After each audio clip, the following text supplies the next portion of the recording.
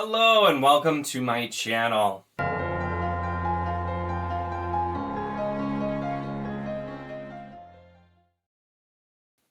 In this video, I will be discussing Magician by Raymond E. Feist, and this version I have is the one where it's both Magician Apprentice and Magician Master combined. It's the author's preferred edition, which apparently means there was some stuff that was like cut out that was then added back in, and he kind of like went over and redid some parts. But it's supposed to be largely the same as just like the general text as it was originally released. So this book, I had been pretty excited to read for a while. I found this lovely copy randomly at half-price books, which I was pretty happy about because it was in pretty solid condition. And I'm really sad, though, that I can't get the sequels in hardcover as well, because those are harder to find. But I had been meaning to read this for a while, and I'd heard really good things. This is the first Raymond Feist I have ever read.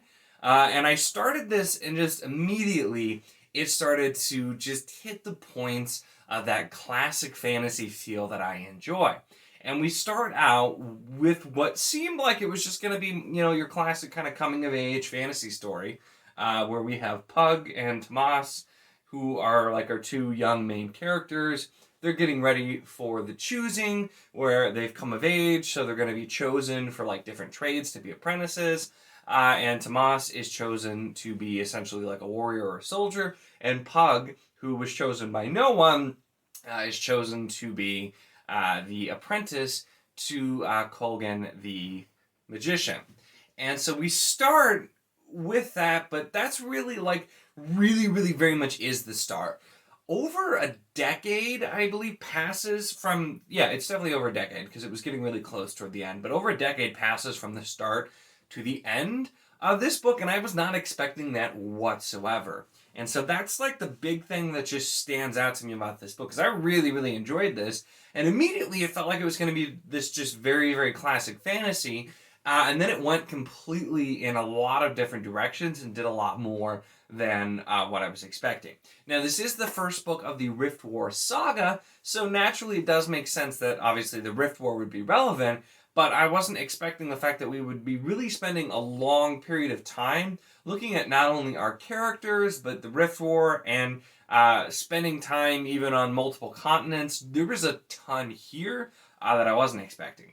And I think a lot of people probably weren't expecting it when it was first released either. In the note in this version from the author, he even outright basically said that as he was writing this, he really didn't know that he was doing something different. He didn't, go out trying to subvert tropes or do something super different. He just was telling what he thought was a fun story, a story that he wanted to tell and thought would be good to hear, and people seemed to really enjoy it because of the fact that it was so different. So despite the fact that Magician, I believe, was originally, the first books, I think, were published in, the 70s, this is an updated version. But so despite that, it has some both very classic feeling parts, but it also does quite a lot that you would not expect of a fantasy that's that old, and it doesn't go always the predictable routes. There are definitely some elements. The magic is fairly soft. I would say extremely soft in a lot of ways, which is something that you can still have in modern fantasy too. Of course, a lot more of the modern stuff is more of the hard magic systems. This is a very soft magic system. We don't get a ton explained. You will get some things where it's just like things happen because they're going to happen, which is something you see in classic fantasy, but just the direction that a lot of things head, the way we go with the characters, the obvious things not happening the way that you would think, and instead happening quite differently. I found myself just really enjoying this. It has me really curious to see what's going to happen in the next couple of books, because if you consider this one book, I'm pretty sure the first is a trilogy, but technically there's 4 books because this is 2. So I know there's at least the next 2. I can't remember if there's anything after that in this direct series, but I'm really wondering because, this tells a very complete story. You could read this and have this be the whole story. There's definitely more that's going to be coming, and Rift War in general, there's 30 or 40 books or something. There's just a ton of these out there, and I think a lot of them go back further. Some of them are prequels, I think, or happen during the amount of time that passed. But this just really took me by surprise in a great way because of the fact that it really just did a lot of very different things. I thought the plot worked really, really well because there were things that were definitely set up and that were moving, but like I said, we're looking on a very macro level. We have moments, and we have a lot of really important moments in specific characters as characters learn and grow and get older and come of age. But this really didn't seem very much like a coming of age story because of the fact that we were really jumping through a lot of time passing, and we see a lot of growth in other characters as well. The time jumps really, they didn't bother me. The way they happened is just a lot of times you started to know that as you got to a chapter, we've had a time jump, and then it would pretty quickly reveal through the text how long it's been.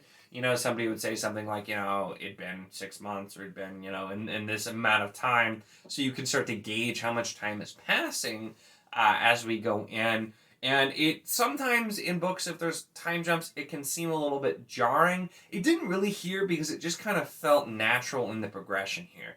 And this is talking about the Rift War, of course. So there's a lot of focus on the war, and then there's also a lot of politics that are going on as well. So it's not, you know, the young boy learning how to use magic type thing and coming of age at all. We do have parts of that, but it's more like, this is the story as we start, and then like, oh crap, nope, now there's going to be this massive war, and so everything's kind of gone haywire, and we're just going to go along and figure it out as we go, for you learning how to do your trades, you learning magic, and Tomas learning how to be a soldier. And so that right there, it just really happened quite differently. There's also just some of the classic coming of age type things you would expect didn't happen. The characters grew more, and you know, we didn't have the I just want to go home reluctant type things. It's really subverted so many tropes without even trying to, which, like I commented, the author just was trying to tell a great story, and in my opinion, definitely succeeded here. I really enjoyed a lot of the different characters that we got here. Pug and Tomas specifically were great, but we also had a lot of just other characters as well. Like I said, a lot of like the royalty and the plotting and the politics. We had a ton of that going on as well. And the kind of the basis and the lore that's set up here is also extremely interesting because there's quite a lot done over the course of this book. Now, this is not short. It is, the text is actually pretty small, so even though the page count is like, it's a little less than 700 pages, I think, but this is not large text, so it definitely feels like that or more. And like I said, a lot of time passes, but we learn a whole lot more about, you know, why rifts are possible and kind of like the ancient past, and we have little touches and little hints about the Chaos Wars that happened many years ago, where basically gods were fighting and warring, and it caused a lot of people to be like pushed through rifts, and so people traveled to different lands, and humans were not necessarily native to the places that we are seeing them now.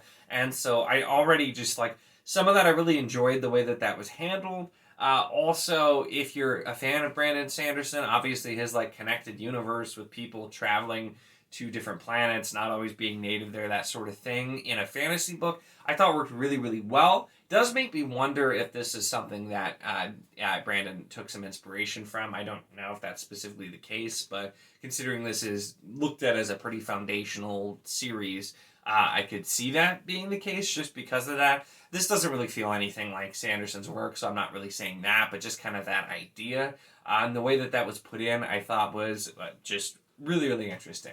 And I will say there were a few things which mostly had to do with word choice that made this feel a little bit dated, because there were a couple of times there were like one particular phrase, a couple of other things where it's now a slang term, and it's very evident that the author doesn't mean it in that way, but it just made me laugh because of the term that was used, and I'm like, oh my gosh.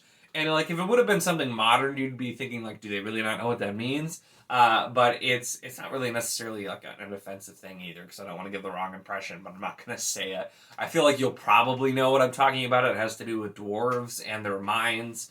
But it just was, that was kind of funny, but otherwise, this really didn't feel super dated. And once again, some of it may have been updated a little bit, but from the forward, it doesn't sound like a ton was really changed. It's just some things that were cut were added back in, because when this originally came out, stuff was cut.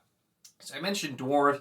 We do have dwarves and elves and goblins, and some other creatures that are introduced from another world as well. So we have kind of like the classic fantasy, but once again, we have then another very non-classic fantasy world that's warring with this one. And so that really also gives it a different feel, because on that world, for example, they don't have horses.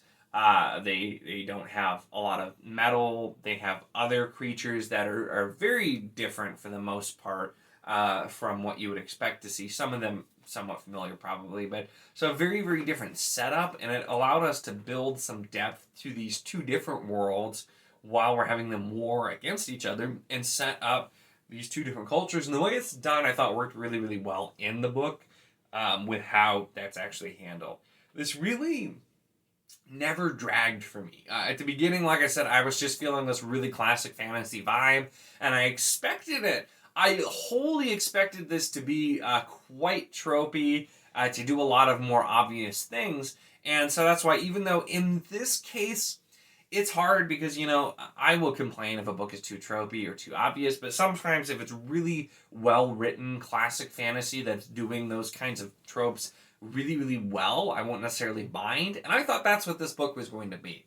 I thought this was going to be a trope-filled, kind of obvious, but really enjoyable read. And that's why, like I said, it really took me by surprise in the best way, because it does still have a lot of classic fantasy feel, but it's also not really doing the things that you would just expect. It really doesn't. You're not going to necessarily see every obvious thing happen. You still get some things that you can very much see where it's headed, but it really doesn't just take the easy way, even though it starts with some of the formula that you saw in a lot of classic fantasy. So I just have to really applaud Raymond Feist. This was, and I was predicting it was going to be a 5-star read from shortly after starting it, and it ended up being a 5-star read just for completely different reasons than I was expecting, like I said. But this was very well written. It did so much, and to be feel like a self-contained entry point is also fantastic. I most certainly want to continue reading and read the next couple of books in this, and I've heard fantastic things about the Empire trilogy with Janie Wirtz as well. If you've seen, you may or may not have seen, but I like Janie Wirtz, and I'm a fan of what I've read, and definitely plan to read more Janie Wirtz. So after how much I enjoyed this, getting a combo of Feist and Wirtz for a trilogy, very excited for that as well. So definitely look forward to more Riftwar books that I'll be talking about, because this is most certainly something I'm going to continue. I'm very excited for this, and this, people, is why I don't just read new books, because that is something I want to mention. This is a little bit off topic from the point of the review, but I really like to mix in both the new thing everybody's talking about and the old classic thing that people may not be reading anymore, but that's definitely still worth it. Some of my favorite series that I have read have been older book series. Obviously, like The Wheel of Time has been around for 30 years now, a little over is when it started. This was very old. Memory of Sorrow and Thorn, which I just read at the end of last year, is another classic series that I absolutely loved. Crown of Stars is a bit older now as well, so I really enjoyed some modern series as well. I didn't even mention Realm of the Elderlings has also been around for quite some time, but I really enjoyed a lot of modern authors as well. And, if you look around my shelves, you'll see modern stuff too. It's not like I only read the classics, but it's so important. I feel like sometimes people just feel like, it's not worth reading that old series that's probably going to be everything I've seen a million times before. And some old series are like that. You definitely have older series that are very formulaic, very tropey, and you can still find enjoyment in that, and I have. But there's also so many that offer something unique, offer something different, and that you could read and see how other things were inspired by it, and still really enjoy it. And to me, this was definitely that. I don't know fully how much it continues, but I've heard a lot of great things. And I know as we were talking a lot about Riftwar, there's been some other people talking about it as well too. So I'm very, very excited to continue with this series, and I definitely recommend this book. Like I said, if you like classic fantasy, it's still very classic fantasy, but it's doing a lot of different things And it's a beefy book. It takes a while to read, but for me it was most certainly worth the read, and I'm super glad that I finally picked this up, and I will now be avidly searching for the next couple of books in this series, the Empire Trilogy. I'm going to have to be buying a lot of these books, probably come very soon, so I'm excited for that as well. So those are my thoughts on Magician by Raymond E. Feist. As always, if you enjoyed this video, make sure to give it a like. Check the link in the description for the Wizardly Duo Discord if you want to chat this book, any books, really anything at all. It is a lot of fun and we would love to have you. And of course, if you enjoy my content, make sure to subscribe.